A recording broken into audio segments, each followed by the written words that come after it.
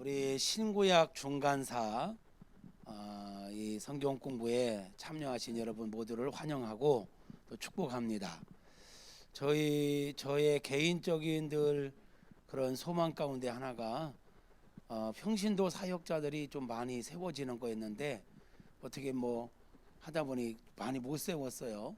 근데 감사하게도 우리 집사님이 많이 준비된 모습으로 이렇게 오셔서 함께 동역하시게 되었고, 그래서 우리 목회자들도 성경 공부를 인도하지만 우리 평신도들 가운데서도 할 수 있는 분들이 있다면 얼마든지 좀 세워서 하면 좋겠다, 그런 마음을 가졌고, 또 코로나 시대에 사역이 현장에서 못한다고 손 놓고 있을 게 아니라 영상으로라도 좀 많은 것들을 세팅하면 좋겠다.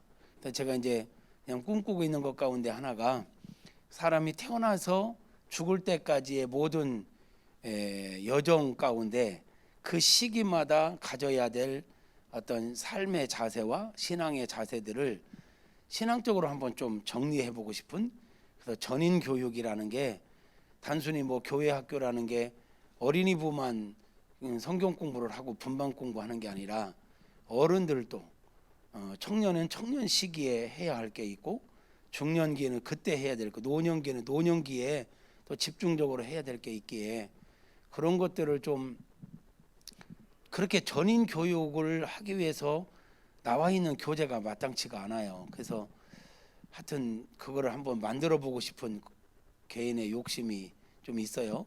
그래서 그거를 영상으로 다 제작을 해서 올려놓으면 누구든지 그냥 관심 있게 보고 할 수 있도록, 이제 그런 가운데 우리 집사님은 그런 또 성경 교사가 되는 비전이 있고, 그걸 위해서 또 계속 준비하셨고 앞으로 더 준비하신다고.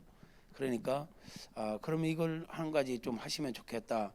이제 주제는 이제 집사님에게 선택권을 드렸고, 이제 이거를 선택해 주셨는데요. 미리 원고를 보내주셔서 원고와 또 PPT 자료와 이런 것들을 보니까 너무 잘 재밌게 또 쉽게 잘 돼 있더라고요. 우리 집사님의 수준으로는 고급 과정으로도 하실 수 있을 텐데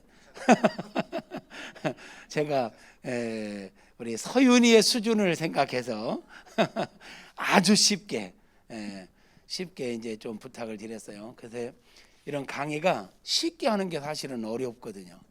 특별히 이 중간사 같은 경우는 엄청난 역사 이야기인데 그거를 쉽게 풀어내는 건, 역사는 그냥 생각만 해도 그냥 아주 뻥 뚫리잖아요. 근데 이걸 쉽게 풀어낸다는 거는 정말 어려운 건데, 아주 쉽게 또 자료들을 많이 준비하셔서, 그래서 제가 이걸 보내주신 자료를 보면서 공부는 우리 신주사님이 제일 많이 했겠구나. 이거 강의하기 위해서 준비하다 보면 진짜 공부가 되죠. 참 그래서 가르치고 봉사하는 게 나에게는 유익이다 생각을 했고, 어쨌든 기대하고요. 저도 영상으로 올라오는 부분을 계속해서 잘 보고, 저도 이제 이 중간사는 한 두세 번 정도 공부를 좀 한 것 같아요. 근데 또 다른 관점에서 여기 이제 어떤 관점으로 해석하고 보느냐가 또 중요하잖아요. 근데 하나님 아버지의 마음을 헤아려 보는 새로운 관점이더라고. 일반 지금 이렇게 나와 있는 자료들에는 이런 관점으로는 또 없더라고요. 근데 우리 집사님 그 관점으로 이렇게 풀어서 해석을 하시기 시작해서 너무너무 기대가 되고 감사해요. 아무튼 오늘부터 8주 여러분 집중하셔서 이 중간사를 잘 풀어보시면 하나님 아버지의 마음도 알겠고, 이 구약과 신약이 어떻게 이어지는지, 하나님께서는 그 사이에 어떤 일들을 하셨는지 또 이렇게 보게 될 것입니다. 또 하나님의 성경은 별개의 것이 아니라 우리 삶 속에서 일어나는 하나님의 역사인데, 이 중간사 속에서 하나님께서 여전히 일하고 계셨던 것을 우리가 또 보게 될 것 같습니다.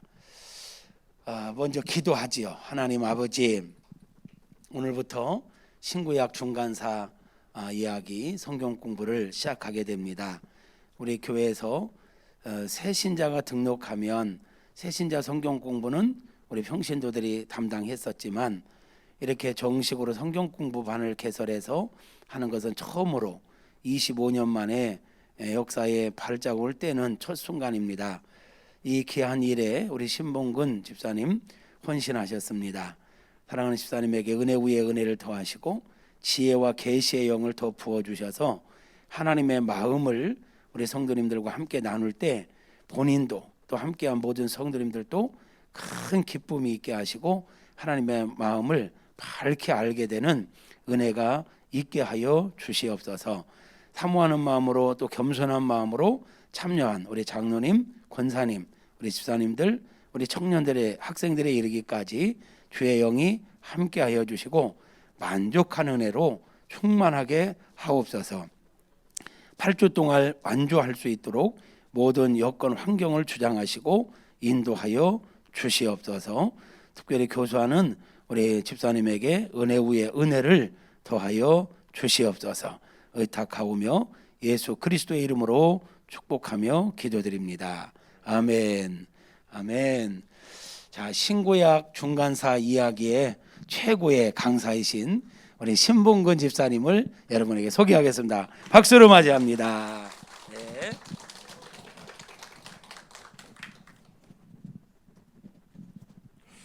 목사님께서 너무 과하게 소개를 해주셔서 참 두렵고 떨립니다.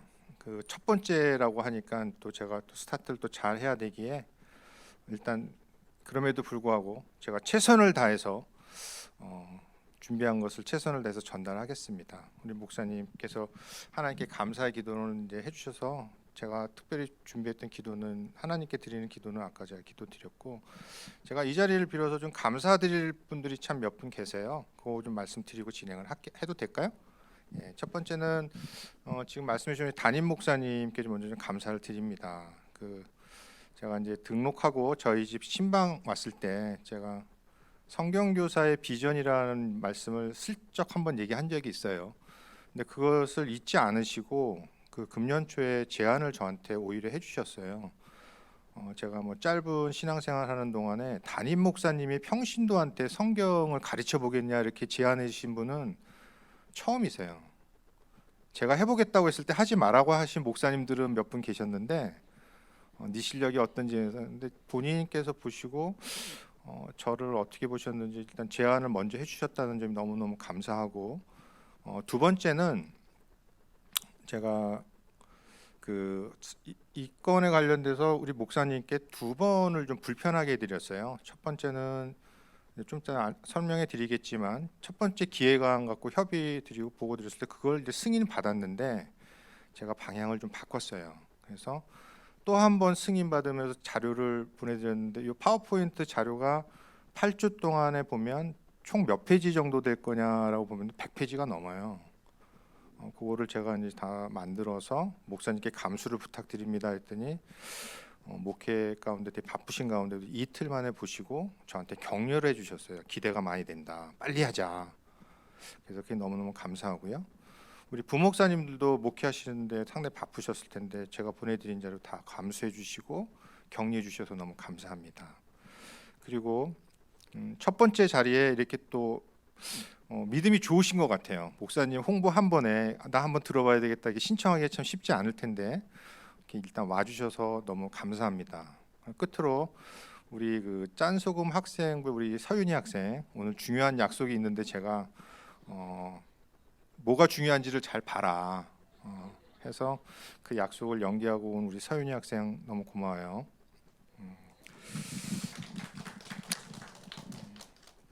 자 이제 그럼 진행해도 될까요?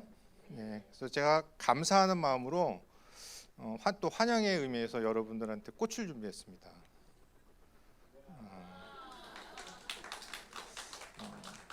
혹시 이 꽃 이름이 뭔지 아신가요? 아 맞습니다. 백합. 그럼 이 백합의 꽃말은 뭔지 아시나요? 이럴 때 빠른 사람은 구글을 찾아봅니다. 백합의 꽃말은 순결, 사랑입니다. 그러니까 지고지순한 순결 하면 김영성 목사님은 어떤 분이 떠오르시나요?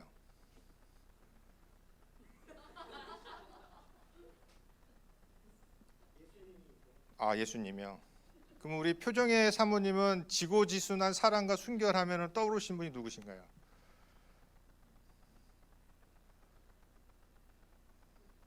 아, 이 답변이 오래 기다려야 되는 그런 거니까. 예. 예, 저는 개인적으로 지고지순한 분 하면은 하나님이 떠오르고요. 지고지순한 사람이 떠오르면은 제가 사랑하는 아내가 떠오릅니다. 그래서 지고지순한 사랑, 순결의 의미로서 여러분들에게 준비하는 의미에서 또 환영하는 의미에서 백합을 준비했고요. 목사님께서 이때 설명을 해주셨지만 저와 제 아내는 2019년 6월 16일 날 교회에 등록을 했고 현재는 짠소금 학생부에서 저는 베드로반 담임을 맡고 있고 아내는 에스더반 담임을 맡고 있고요. 일단 3교구 319역 그 구역장으로 일단 섬김을 하고 있습니다. 저는 참고로 대학에서 재료공학을 전공했어요. 그래서 어떤 분이 그러더라고요. 아니 뭐 신집사 대학에서 재료공학을 전공했다는데 무슨 역사냐, 공돌이가 무슨 역사냐, 그렇게 말씀들을 하셨던 분이 계세요. 그래서 제가 학교 다닐 때 제일 싫어했던 과목 중에 하나가 역사였거든요. 근데 제가 2011년 11월 달에 성경 교사의 이제 비전을 이제 하나님께 서원은 아니고 기도하는 가운데 하나님 저 성경 교사가 되고 싶어요. 하나님 마음을 전달하는 성경 교사가 되고 싶어요라고 해서 2011년 11월서부터 현재까지 그러니까 약 9년 11개월 동안 제가 성경 교사가 되고 싶다고 했던 그 기도에 의해서 준비했던 그 과정입니다. 성경 일독을 매년 한 번씩 해서 총 9번을 했고요.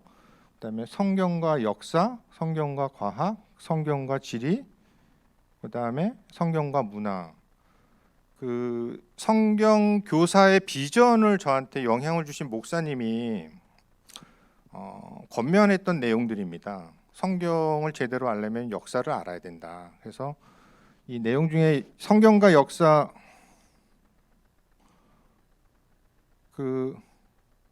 여기 나와 있는 이 내용들은 다 책 제목이 되겠습니다. 그래서 요세푸스라 하는 것은 유대 역사가인 요세푸스 플라비우스 요세푸스가 지은 요세푸스라는 역사책이고요.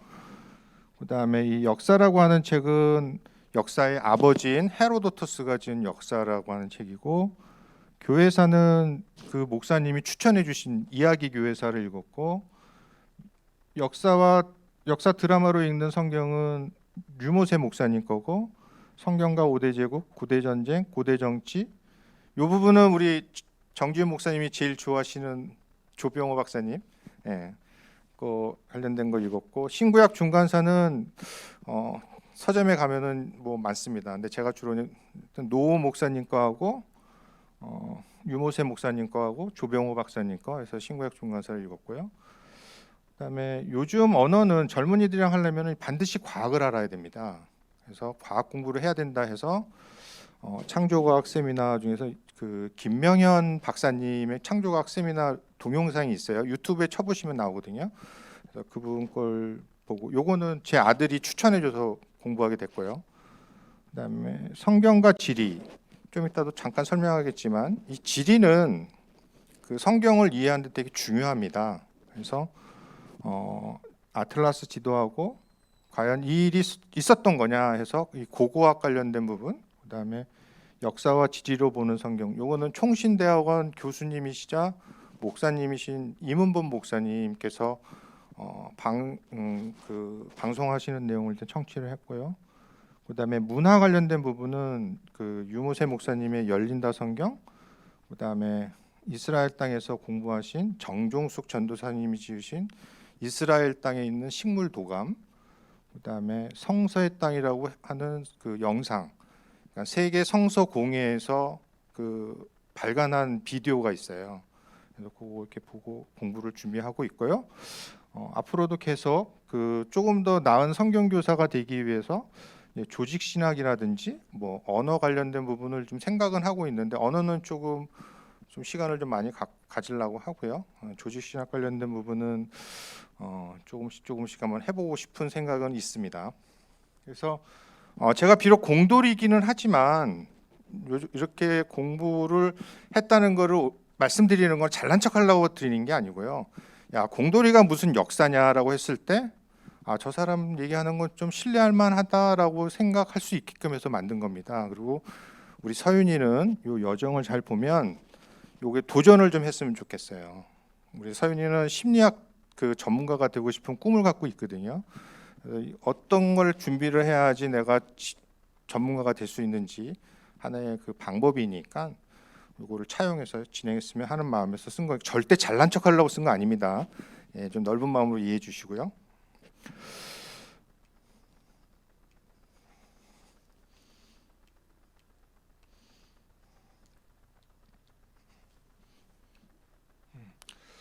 제가 요 강의에 앞서서 좀 우리 참석하신 성도님께 부탁사항이 있어요. 좀 들어주실 거죠? 예, 약속하셨습니다. 집사님, 예. 예. 첫 번째는 약간 리액션을 좀 부탁드려요. 뭐 조셔도 좋습니다. 그냥 끄떡끄떡만 해주세요. 두 번째는 적극적인 참여.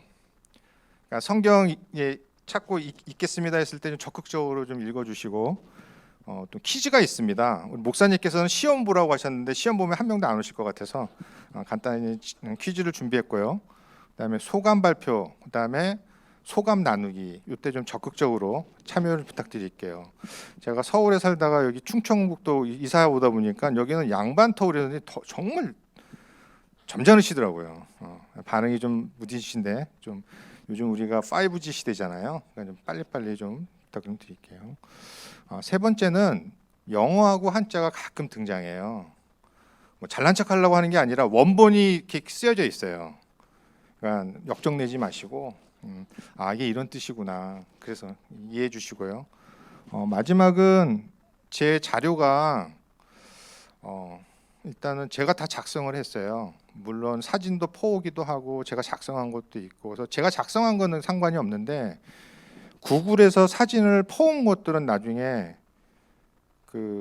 이게 영리 쪽으로 이렇게 돌아가게 되면은 이게 지재권 소송의 침해가 있을 수 있어요. 그래서 본인께서 이 자료가 우리 홈페이지에 올라갔을 때 본인께서 공부하시는 건 참 좋을 것 같고요. 타인한테 전달하시거나 또 이걸 활용해 가지고 나중에 뭐 유튜브 쇠지 뭐 이렇게 해 가지고 올리실 때 제가 감당하기가 어렵고 교회가 감당하기가 어려워요. 그 부분은 꼭 부탁을 좀 드리도록 할게요. 연초에 우리 목사님께서 제안하셔서 제가 이제 신봉근 집사잖아요. 그래서 신구약 중간사 하겠다고 했어요. 같은 신씨니까. 그래서 처음에 한 것은 좀 쉽게 해달라고, 쉽게 하는 게 좋다. 너무 어려울 수 있으니까. 그래서 처음에 한 거는 우리 위인전 있잖아요. 어렸을 때 그 재밌잖아요. 그래서 그걸 힌트를 얻어서 인물 이야기로 풀어가는 신구약 중간사 이야기. 그래서 쉽게 이해되는 그 신구약 중간사 이야기 해서 총 20명의 인물. 여기 뭐 아시는 분 계세요?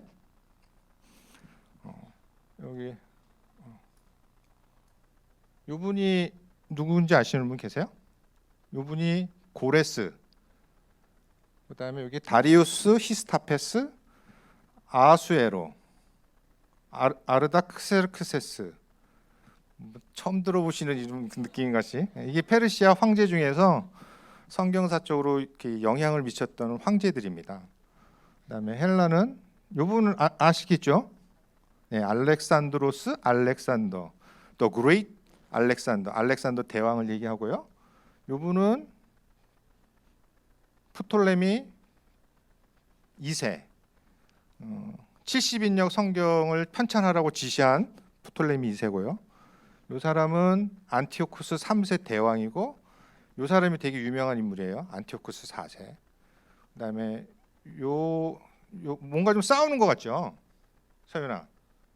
싸우는 것 같지, 요거. 이게 마카비 독립 전쟁 저항하는 거고요. 요 사람이 그 유명한 헤롯 대왕. 그다음에 폼페이우스. 그다음에 율리우스 시저. 그다음에 안토니우스, 옥타비아누스, 아구스토. 그래서 이 사람들의 인물을 쭉 좀 전달하면 어떨까 해서 이제 기획을 해서 승인을 받았어요. 본격적으로 교재를 준비하다가 하나님의 마음과 관련된 부분을 전달하기가 참 어렵겠더라라는 되겠다라고 생각이 돼서 제가 목사님한테 허락도 안 받고 하나님 아버지의 마음을 헤아려 보는 신구약 중간사 이야기 요걸로 바꿨어요. 그래서 아무 말씀 안 드리고 신집사님 어떻게 잘 진행되십니까? 아, 네, 잘 진행됩니다. 그러고 요걸 2달 넘게 준비해서 지난 그 8월 말에 제출을 했어요. 그래서 요거를 목사님께서 바쁘신데 이제 다 보신 거죠. 그래서 본격적으로 요 내용 들어가기 전에 우리 아이스 브레이킹 하는 차원, 이게 아이스 브레이킹이 될지 모르겠는데 한번 볼게요. 목차고요. 오늘은 이제 과정 소개고 다음 주부터 말라기 선지자 시대, 바벨론 제국 시대, 페르시아 제국 시대, 헬라 시대, 헬라 제국 시대, 마카비 하스모니아 왕조 시대, 로마 통치 헤롯 왕조 시대, 결론. 여기 보면은 아는 단어도 있고 처음 보는 단어도 있는데 너무 걱정하지 않으셔도 돼요. 반복되기 때문에 자동적으로 외워지게 될 거예요. 안 외워진다고 실망하시거나 나는 머리가 나 그럴 필요 전혀 없어요. 그러니까 쭉 따라보시면 될 것 같고요. 여기 알렉산더 대왕이고요. 여기가 헤롯 대왕, 여기가 헤롯 안티파스, 헤롯 아그리파. 여기까지 알렉산더 대왕서부터 여기까지가 신구약 중간사 기간이거든요. 이 부분에 대해서 이제 총 8주 동안 매주 한 가지. 그러니까 다음 주는 말라기 선지자 시대를 공부할 겁니다. 자, 아이스 브레이킹입니다. 성도님들 성경 이해하기 쉬워요, 어려워요? 자, 쉽다. 어렵다. 5분이요. 그러면 손 안 드신 분은 의미는 뭐예요? 쉬운 데도 있고 어려운 부분도 있다. 이런 거죠? 예, 맞죠? 예, 맞습니다. 근데 성경은 이해하기가 쉽다, 어렵다. 이렇게 어떻게 쓰여져 있을까요? 그렇죠? 어디에 혹시 어느 성경에 나오는지 아시는 분 계세요? 자, 신명기 30장 11절을 제일 먼저 찾아서 읽으시는 분한테 선물을 드리겠습니다.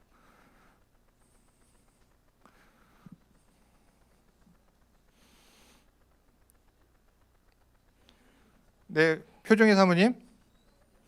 신명기 30장 11절.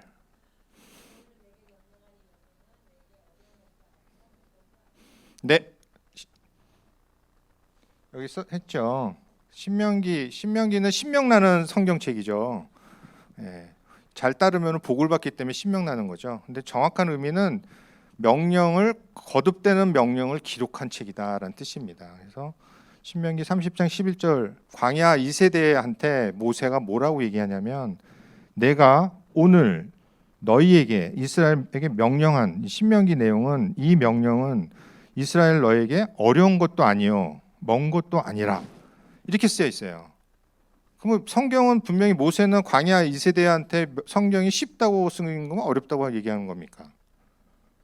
근데 우리가 어렵다고 생각하면 돼야 안 돼요?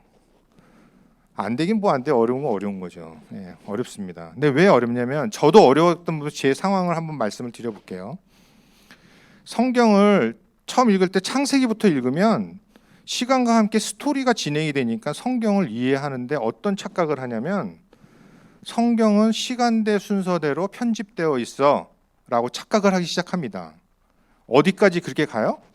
출애굽기 19장까지 18장까지 19장 시내산에 들어가면서부터 시내산에서 빠져나오지 못하죠. 그래서 연초에 성경 일독을 시작하다가 멈추는 게 어디냐면 출애굽기 19장이에요. 도대체 시내산에 들어가서 뭘 하는지 몰라요. 그러다가 보니까 마태복음 한번 읽어볼까 해서 마태복음 가면 뭐가 나오죠? 뭐가 낳고 그러다가 한 달 정도 지나서 성경을 거의 읽질 않아요. 근데 저도 그랬었거든요. 왜 그러냐면 성경은 시간 순서대로 편집되어 있지 않아요. 어떻게 편집되어 있냐면 장르별로 편집되어 있어요. 자, 구약 성경 39권을 보면 자, 처음에 창출 레미신 여기 율법서 5권, 그다음에 역사서 12권. 요거는 시간과 함께 스토리가 진행이 돼요. 이거 안 찍으셔도 돼요. 그대로 다 올려 드릴 거예요. 그러니까 이거는 시간대로 쭉 읽어주면은 스토리만 기억하고 있으면 돼요. 그러다 갑자기 에스더 읽은 다음에 욥기, 시편, 잠언, 전도서, 아가서가 나와요. 이건 도대체 뭐지? 왜냐하면 욥기는 아브라함 시대 때 인물이거든요. 그래도 그냥 뭐 시가니까 뭐 시편 읽으면 또 뭐 재미있고 뭐 의미도 있고 하니까 막 넘어가요. 그러다가 선지서 17권이 등장하면 도대체 이건 뭐야? 이런 착각을 하게 되죠. 이런 경험 있지 않나요? 저만 있는 건가요? 그래서 그러다가 이제 신약으로 넘어가면 이 복음서 4권도 보면 똑같은 내용을 막 계속 반복했었어요. 지루할 정도로. 그러다가 사도행전을 보면은 이건 역사서이기 때문에 스토리가 있으니까 또 읽혀져요. 그러다가 히브리서 저자를 만약에 바울이 썼다라고 가정을 해보면 바울이 쓴 편지가 바울 서신이 14권이에요. 이건 도대체 언제 어디서 일어난 거야? 그냥 편지 내용만 일단 보고 넘어갑니다. 그다음에 공동서신 7권도 마찬가지고요. 그러다가 이제 성경의 맨 끝에 있는 요한계시록이 등장하면 요한계시록 14장까지는 또 읽혀져요. 근데 14장서부터 이제 막 머리를 그냥 쥐어박고 이게 뭐 하는 건지 그러신 분들도 많고요. 대표적인 그 종교 신학자인 누구더라? 마르틴 루터도 12장까지인가 13장까지 주예를 강해를 하고 붓을 꺾었다는 얘기가 있어요. 그래서 그 외에 있는 이 성도들이 야 마르틴 루터도 이걸 다 못 봤는데 내가 무슨 그거냐고 덮는 사람들이 많거든요. 그래서 첫 번째는 이 장르별로 되어 있는 이 성경을 연대기 순으로 편집해서 읽으면은 읽기가 쉬워집니다. 무슨 소리냐?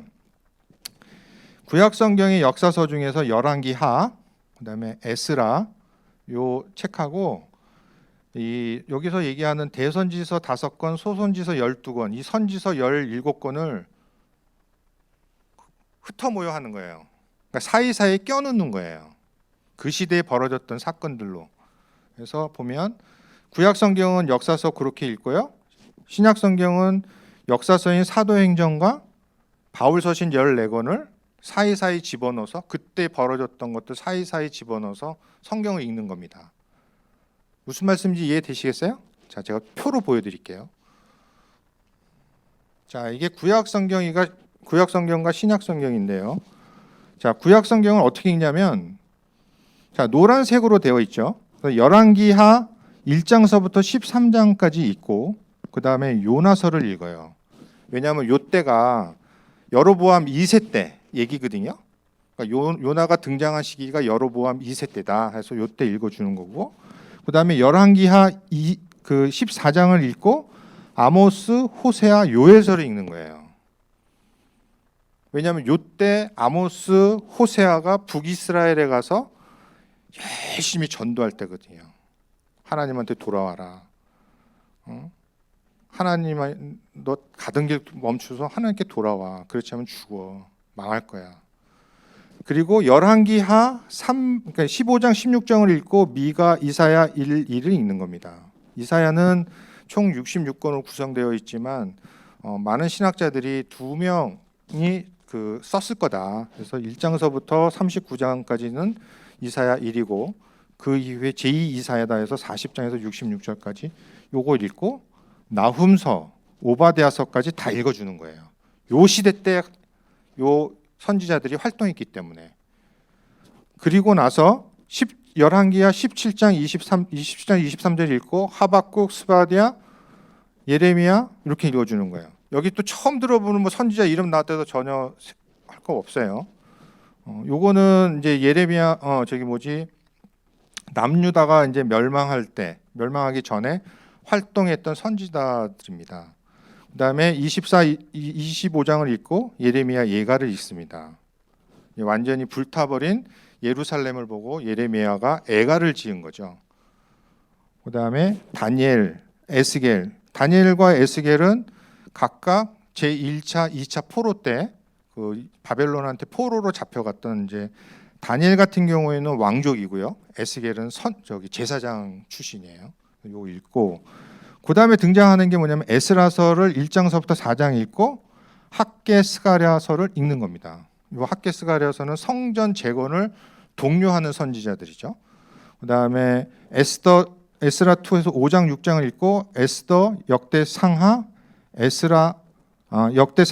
역대상하를 에스라가 저자 기록했다고 생각하고 요때 읽어주는 거고요.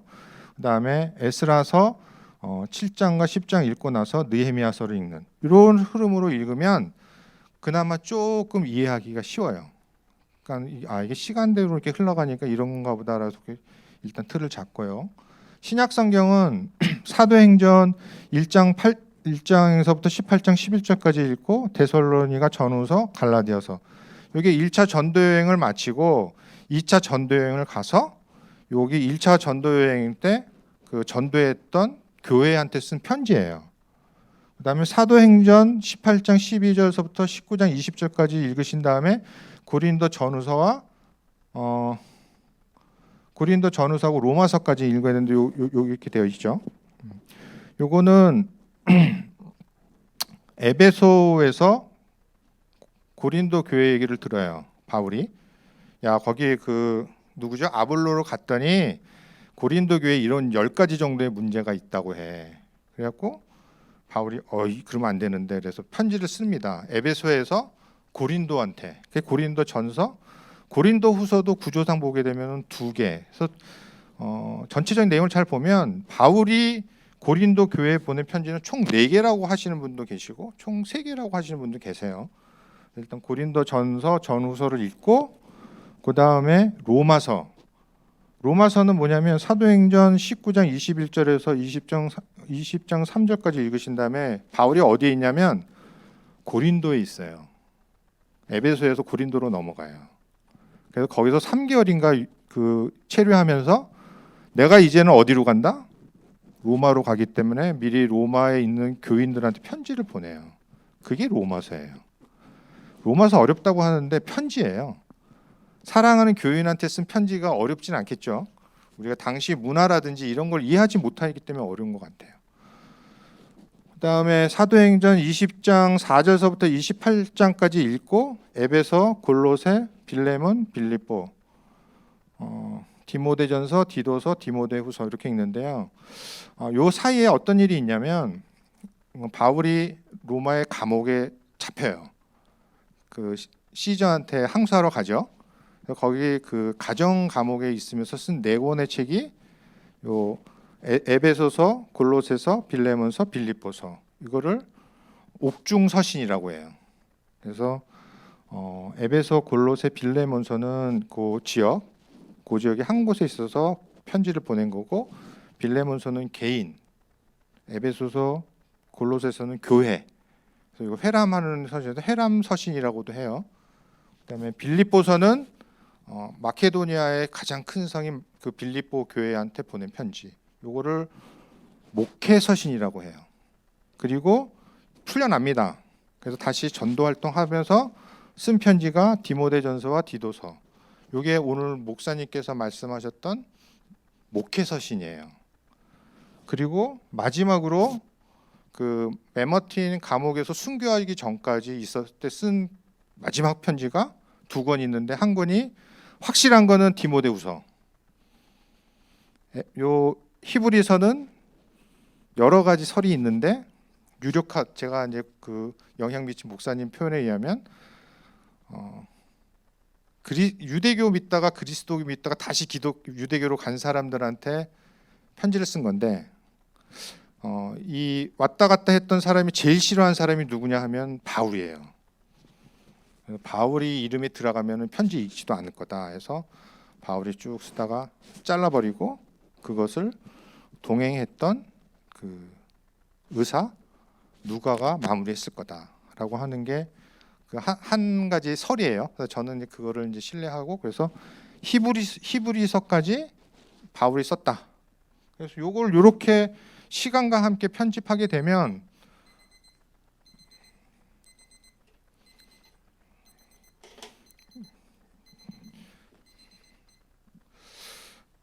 좀 읽기가 편하실 거예요. 2번째는 이제 시간이 정리가 됐으니까 우리가 상대방한테 얘기할 때 가장 빨리 이해하는 거는 육하 원칙에 의해서 전달하면 이해가 좀 되시겠죠. 누가 언제 어디서 무엇을 해서 요 언제 시간은 정리가 됐으니까 이제 어디서 요 땅 이름 성경에서는 뭐라고 얘기하시는지 아시는 분? 적극적인 참여. 네? 좀 큰 소리로. 가나안 땅 맞습니다. 창세기 때 하나님께서 아브라함한테 가나안 땅으로 이제 얘기했죠. 엄밀히 얘기하면 가나안 땅이라고 표현하기는 약간 좀 부족함이 있어요. 무슨 소리냐면 가나안 땅은 여기만 가나안 땅이에요. 그럼 정확한 명칭은 뭘까요? 이스라엘 땅. 이스라엘은 야곱이 난 12명 아들한테 다 지파별로 이렇게 땅을 분배했잖아요. 그러니까 지금 요단강 건너편에 있는 땅 가나안 땅이 아니에요. 여호수아가 모압 평지에서 여리고 성 정복하면서 들어와서 땅 차지한 게 이게 가나안 땅이고 저 동부 쪽은 그렇지가 않죠. 그래서 정확한 명칭은 이스라엘 땅이라는 표현이 맞는 것 같고요. 요 요단강 서쪽 여기는 가나안 땅이 맞고요. 자, 요즘 세상에서는 이 땅을 뭐라고 부를까요? 땅의 명칭. 신문에 많이 나오는 거. 팔레스타인. 자, 팔레스타인이라는 명칭은 언제 등장했는지 아시는 분 계세요? 자, 요거는 수준이 좀 있다고 생각해서 제가 객관식 나갑니다. 5개 나갑니다. 첫 번째, 율리어스 시저 시대 때. 두 번째, 네로 시대 때. 세 번, 도미티아누스 황제 시대 때. 4번, 하드리아누스 황제 시대 때. 5번, 콘스탄티누스 황제 시대 때. 우리 서정민 집사님 적극적인 참여해 주겠어요. 막 머리 부여잡고. 자, 5개 중에 하나 찍어주세요. 5번, 콘스탄티누스 황제 때. 왜 5번이신가요? 콘스탄티누스 황제 때 기독교가 로마 시대 때 공인받아요. 기독교가. 그래서 이단에서 몰렸다가 공식적으로 믿어도 좋아. 콘스탄티누스 황제 때죠. 근데 정답은 아닙니다. 정답은 서윤이 몇 번? 찍어. 아깝다. 다시. 아깝다. 예? 4번이요, 4번. 발음이 어렵죠. 하드리아누스 황제 때인데 왜 그때 이 땅을 팔레스타인이라고 불렀냐면요. 로마 제국 관점에서 보면 유대인들이 엄청나게 막 저항을 하고 반란을 일으켜요. 그래서 하드리아누스 황제가 거기서 유대인이라고 하는 주스라든지 이런 단어 다 빼라. 팔레스타인이라고 하는 거는 요 블레셋 평야에 있는 블레셋의 땅 이렇게 표현된 거예요. 쟤네들은 거기서 유대인이라는 이름을 지워버려. 그래서 팔레스타인이라고 정한 겁니다. 이 이스라엘 땅이 세계에서 어떤 정도의 그 위치를 갖고 있는지 좀 설명을 보면 이게 16세기 독일 하인리 분팅이 그린 세계 지도예요. 글씨 때문에 안 보이는데요. 요 가운데 있는 게 요게 예루살렘 이스라엘 땅이고요. 요게 유럽, 요게 아시아, 요게 아프리카, 맨 왼쪽에 있는 게 아메리카. 그래서 중심은 예루살렘이다. 이제 이런 의미에서 있고요. 제가 좀 서투릅니다. 그다음에 에스겔서 5장 5절에 보면 예루살렘이라 내가 그를 이방인 가운데 두어 열방으로 둘러있게 하였거늘. 그래서 이스라엘 땅을 아프리카 애굽, 메소포타미아의 시리아, 아시리아, 바벨론, 메데 페르시아, 유럽에는 그리스, 로마 이런 제국들, 열방들에 둘러싸여 있게 만들었다. 그래서 하나님께서 원하시는 것은 너희들이 내 말을 잘 듣고 잘 따라서 제사장 나라가 돼가지고 제사장 나라가 되면 어떤 복을 받는지 주변에 있는 열방들한테 보여줘라 라고 해서 정중앙에 센터에다가 이스라엘 땅을 만들어 주신 것 같아요. 이게 성경에 있는 핵심적인 내용인 거죠. 그래서 그 출애굽기 19장 5절과 6절 말씀에 이제 그런 말씀이 있어요. 그래서 너희가 내 말을 먼저 잘 들어야 돼요. 안 듣고 내 생각대로 하면 안 된다. 그다음에 언약을 잘 지키면 너는 내 백성이 되고 내 제사장 나라가 된다. 이게 구약 성경, 구약 언약의 가장 핵심인 것 같아요. 저는 그 언약은 일방적인 언약일까요? 쌍방간의 언약일까요? 네, 좀 큰 소리로요. 네, 쌍방간의 언약이에요. 그거를 신학적인 용어로 목사님들은 쌍무적 언약이라고 해요. 약간 있어 보이죠. 그다음에 일방적인 언약을 편무적 언약이라고 해요. 예를 들면 하나님께서 아브라함한테 일방적으로 너는 복의 근원이 될 거야. 이건 일방적으로 하나님께서 주신 거고요. 쌍방적인 언약, 대표적인 언약이 뭐죠? 네? 율법이죠. 성경에 있는 거는 레위기. 그래서 내가 약속을 주신 다음에 3일 동안 너희들 당장 사인하지 말고 생각해보고 갖고 와 그랬더니 모세가 갖고 내려갔는데 이스라엘 백성들이 네, 잘 믿겠습니다 하고 한 게 3일이에요. 3일 동안 생각한 다음에 오케이 했고 사인, 쌍방간에 사인한 게 레위기, 모세오경인 거죠. 자, 요거는 또 다른 모양에서 보면 유럽은 그리스 로마 문명, 여기서 태어난 게 레슬링 그레코 로망 스타일이 그리스 로만이라는 뜻입니다. 그다음에 요쪽이 메소포타미아, 그다음에 여기가 나일과 애국 문명. 그래서 요 이스라엘 땅은 요 3대 문명이 교차하는 공통 지역에 있는 지역이 되겠습니다. 그래서 여기를 세계 지리 성서 지리에서는 레반트라고 해요. 레반트는 뭐냐면 해가 뜨는 동쪽 지역, 이 레반트라는 의미고, 또 하나는 이렇게 보면 초록색이 보이죠? 지도에서 지리에서는 초록색이 뭘 의미하죠? 네? 땅? 산? 죄송합니다. 제가 잘못 알아들었어요. 쌀? 네, 잘 못 알아서 죄송해요. 여기 평야입니다. 평야. 평야는 우리나라에는 전라도 가면 나주평야가 있고 경상도 하면 김해평야가 있듯이 여기가 그 평야가 있어요. 평야라 하면은 이제 쌀, 밀, 보리 이쪽이 많이 나와갖고 그래서 비옥한, 그다음에 모양새가 초생달 비옥을 때서 초생달 지역이다 이렇게 되어 있습니다. 지금 제가 처음 하다 보니까 이 땅에 대한 이제 설명을 좀 드리고 싶은데 요거 하게 되면은 3시를 넘길 것 같아요. 그래서 요거는 오늘 빨리 하고 넘어갈게요. 이스라엘 땅은 총 12개로 나눌 수가 있어요. 뭐냐면 요쪽이 여기 나침판을 보게 되면은 저쪽이 북쪽이에요. 이쪽은 그러면 남쪽, 동쪽, 서쪽. 서쪽에 초록색이 있죠. 이걸 평야라고 해요. 그래서 서부 해안 평야. 그다음에 여기는 서부 산지.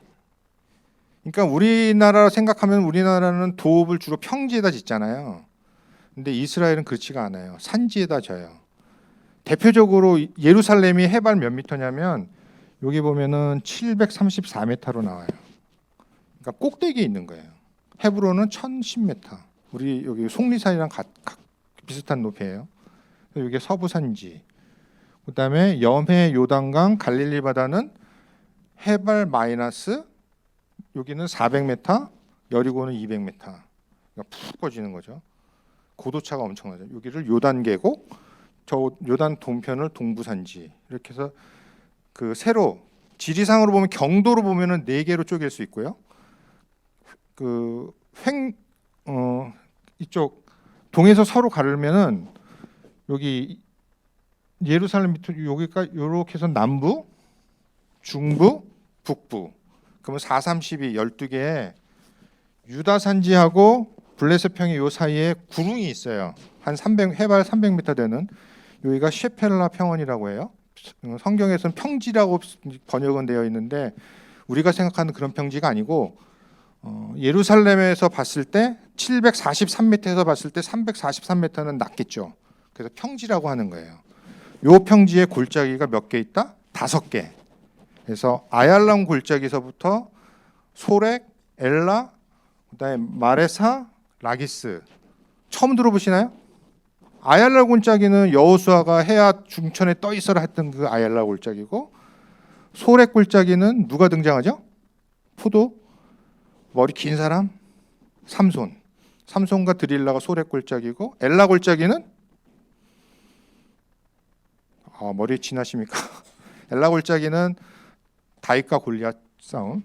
그다음에 마레사, 그다음에 라기스 골짜기. 나중에 다윗이 전 그 예루살렘을 그 제압하고 나서 블레셋 애들이 안 되겠다 해서 라기스 골짜기를 타고 올라가서 다윗을 공격하려고 하는, 그게 이제 사무엘 하에 나올 텐데 그 얘기고요. 오늘 사무엘 하 2장 그 묵상하신 분들을 보면 헤브론 나오고 마하나임이 나올 거예요. 그렇죠? 헤브론은 여기 있어요. 이거는 해발 1010m 정도. 우리나라 속리산이랑 해발로 비슷하고요. 마하나임은 어디냐? 저기 있죠. 길람 밑에. 성경을 읽으면서 지도를 같이 따라 놓고 가서 읽으면 이해하기가 편할 수 있어요. 그럴 수 있겠죠. 네. 자, 이제 본격적으로 시작해 보겠습니다. 뭐 여태까지 한 건 뭐냐라고 할지 모르겠는데 머리 아프세요? 견디시면은 8주에 기대되시는 게 있을 거예요. 좀 기대가 되시나요? 예. 우리 장로님은 피곤하신가 봐요. 자, 신구약 중간사는 뭐냐? 과연 신구약 중간사는 뭐냐? 구약 성경의 마지막인 말라기 4장 끝을 보시고 탁 넘기면 신약 성경 마태복음 1장 1절이 나와요. 근데 세계사적으로는 요 시간이, 우리는 한 장 넘기는 게 찰나지만 요 시간이 400년이라고 하는 시간이 숨겨져 있어요.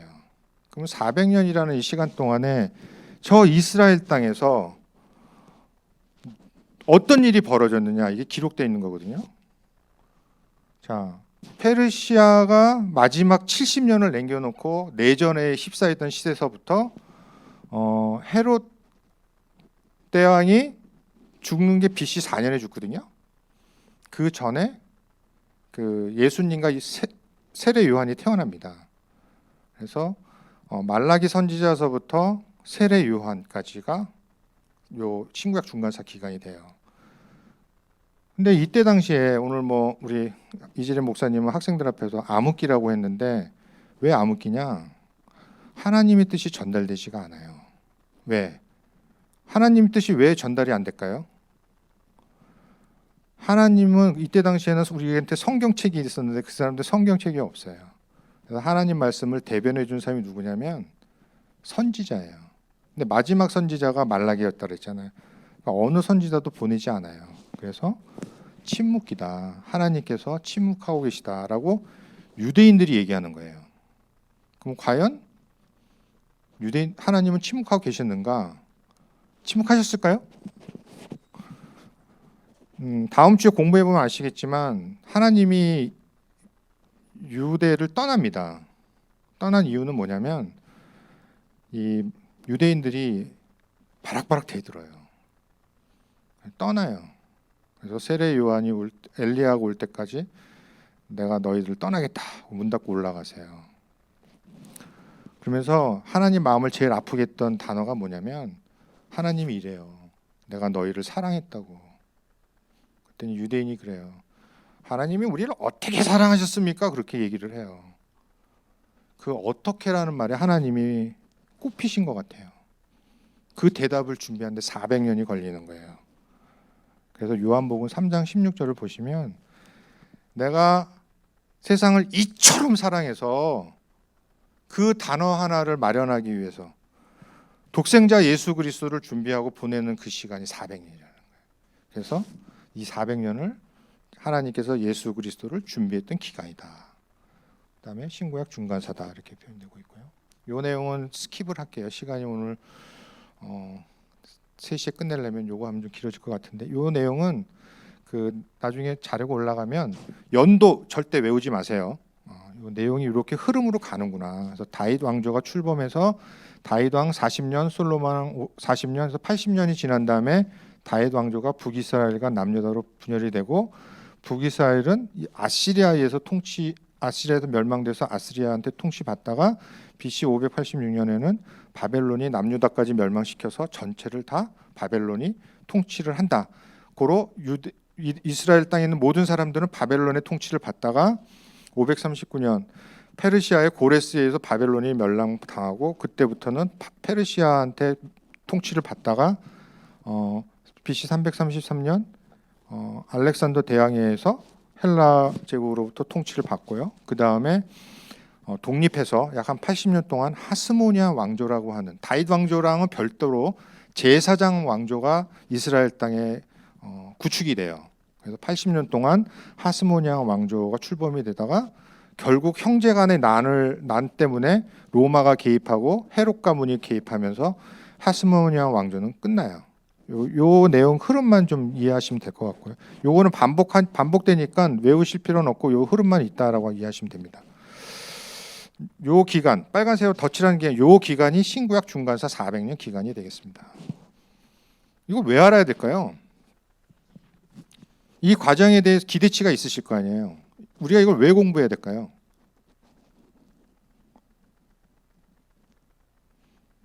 저는 제가 2011년 성경교사의 비전을 세울 때 영향을 줬던 목사님께서 이런 말씀을 해주셨어요. 야, 이단들은 정말 열심히 부단히 공부하는데 정통이라고 얘기하는 우리 개신교인들은 성경이 없다고 너무 공부 안 한다. 그분 평 그대로 쓸게요. 정통이라 하되 꼴통에 가깝다. 너무 공부 안 한다는 거예요. 이단들은 열심히 부단히 공부합니다. 맨 왼편에 있는 것이 이게 천주교입니다. 천주교 구약 성경이 몇 권인지 아시는 분 계세요? 그럼 우리 개신교 구약 성경은 몇 권이죠? 아까 보여드렸죠. 구약 성경 우리 개신교. 네? 37? 네, 39권이죠. 천주교는 저희보다 6권이 더 많아요. 우리가 얘기하는 외경이라고 하는 6권이 들어와 있어요. 그 중에 마카베오 상하사라는 게 있는데 그게 신구약 중간사랑 연결되어 있어요. 그래서 얘네들은 신구약 중간사를 알아요. 그 옆에 있는 요 로고가 신천지고요. 요건 안식교. 요건 하나님의 교회. 제가 우리 회사에 있는 여자 후배한테 전도 열심히 하다가 오히려 그 친구가 물어봐요 저한테. 제가 회사에서는 수석인데 수석님 혹시 예수님이 12월 25일 날 태어난 것을 믿습니까? 그래요. 여러분들 예수님이 12월 25일 날 태어난 게 맞나요? 아니죠. 그럼 언제 태어나셨죠? 걔는 물어봐요. 언제 태어났냐까지 물어봐요. 그래서 혹자는 10월 1일 일곱 번째 달 첫째 일인 나팔절에 태어났다고 얘기하시는 분은 유모세 목사님이 이제 그렇게 얘기하시고요. 근거는 이제 성경 요한복음의 그 헬라어를 근거로 해가지고 하시고 창조과학의 김명현 박사님은 5월 8일 날 이게 그 별자리 보고 왜 동방 박사가 왔잖아요. 그래서 5월 8일 날 태어났다고 하시는데 성경에 쓰여 있지는 않아요. 그리고 나서 물어보는 게 그게 안 통하면 두 번째 질문을 해요.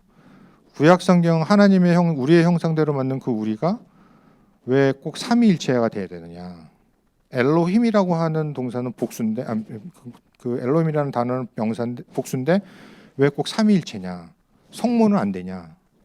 이렇게 접근을 해요. 그래도 그것도 아니라고 얘기하면 마지막으로 저희 목사님 한번 만나보실래요? 이렇게 얘기해요. 그래서 제가 권하고 말았는데 이단들 진짜 공부 열심히 해요. 우리 같이 초신자 왔다고 해서 교회 안내 이걸 끝내지 않아요. 그러니까 처음에 도화지에다 잘 그려놓지 못하면 어쩔 수 없어요. 신천지 방송 보시면은 거기 가시는 분들이 교회 사모님도 많고 전도사님, 장로님도 다 가잖아요. 왜 가는 이유가 뭔지 아세요? 정통이라고 하는데 교회에서 성경을 안 가르쳐요. 그게 그분들 얘기예요. 성경을 안 가르치니까 교회를 떠나는 거예요. 알고 싶은데 안 가르쳐 주니까. 안 가르쳐 주기도 하고 못 가르치기도 하고. 또 성도들이 요구도 안 해요. 성경 가르쳐 달라고. 그렇기 때문에 가는 거예요. 그래서 그 목사님이 이 얘기를 하셔서 제가 자극받아서 정말 도전적으로 열심히 공부하기 시작했습니다. 두 번째는 신학자들이 얘기하는 겁니다. 신약 성경에 나오는 바리새파, 사두개파, 뭐 나오지 않는 에세네파, 물론 신구약 중간사는 아니지만 바벨론 시대 때지만 서기관이라고 하는 직업들이 유대교 종파들이 나오는 게 대부분 신구약 중간사 기간에 탄생이 돼요. 그래서 이 배경이 뭐 때문에 일어났는지를 알아야 이해하시는데 이해가 됩니다. 두 번째, 요게 뭔지 아시는 분 계세요? 혹시? 지난번에 요 얘기했더니 의류 사업 하시는 분은 오탈자라요. 2X 라이즈를 잘못 쓴 거 아니냐. 요거는 LXX라고 라틴어로 septuaginta라고 해요. 70잇. 그러니까 요 L은 50을 얘기하고요. X는 10. 50 더하기 10 더하기 10해서 70.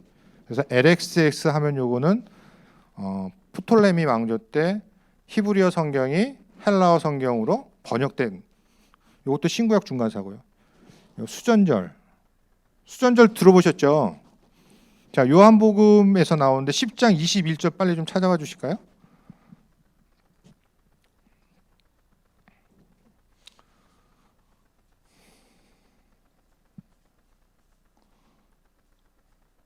자, 찾으신 분 읽어주세요.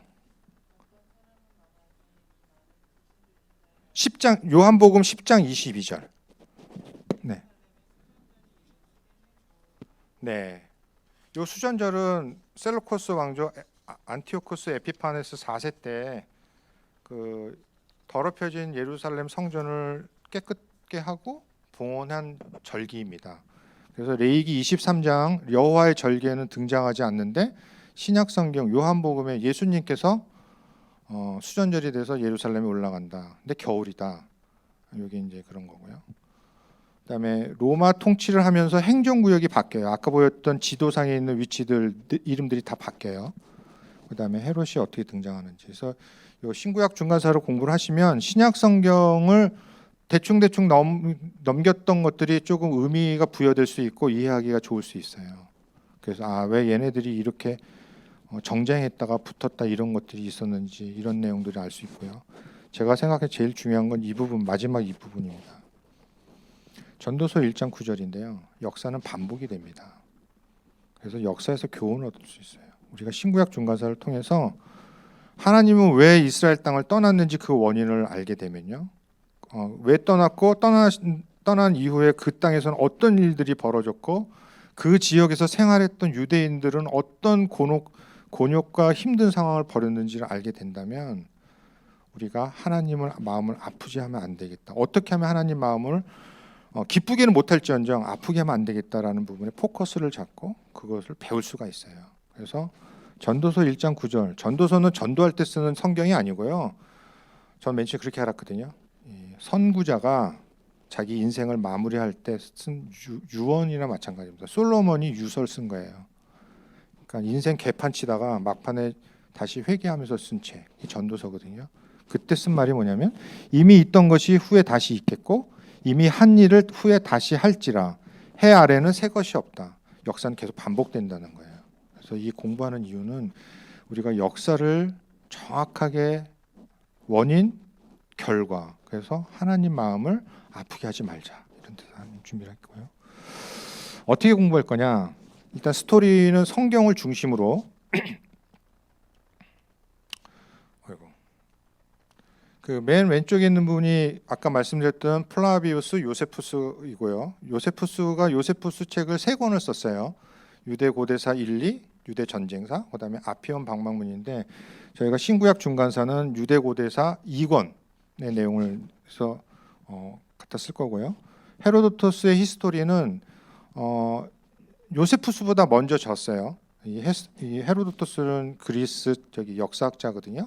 그래서 역사의 아버지라고 불리우는 이 히스토리에는 페르시아 전쟁, 그다음에 바벨론 성에 대한 묘사가 많이 되어 있어요. 그래서 그거 갖다 쓸 거고 여기는 성서 지리, 그래서 질이 아까 보여줬던 그러한 내용들을 할 거고, 그다음에 관련된 단어라든지 이런 부분들, 지도, 사진 이런 거는 제가 구글에서 찾아가지고 진행을 했습니다.